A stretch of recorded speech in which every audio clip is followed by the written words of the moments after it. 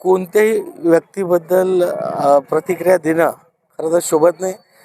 इतका नीच दर्जाचा जो माणूस आहे अशा व्यक्तीबद्दल प्रतिक्रिया देणंही चुकीचं आहे आणि निश्चित शासनाने त्याला अटक केली आहे आणि या माध्यमात पुढील कारवाई होईल आणि त्याला कडक कारवाई त्यावर करण्यात येईल. हर्षवर्धन सपकाळ यांनी फोटो शेअर करत अशोक खरात सारखे लोक महायुतीने पाळून ठेवले अशी टीका त्यांनी केली. हर्षवर्धन फोटो शेअर करायला आमच्याजवळ खूप फोटो आहेत, पण आम्ही आमची पातळी घसरू देत नाही. जी घटना घडली आहे ती घटनावर कारवाई झालेली आहे, त्याला अटक झालेली आहे.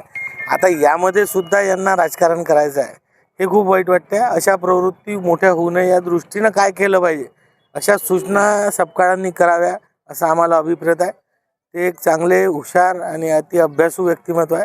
त्यांनी या घटना भविष्यात घडू नये, कोण्या महिलेचं शोषण होऊ नये किंवा कोण्याही व्यक्तीचं शोषण होऊ नये एखाद्या अशा बंधुभावाकडून, यासाठी उपाययोजना सांगायला पाहिजे, तर ना की त्यांनी राजकारण करायला पाहिजे.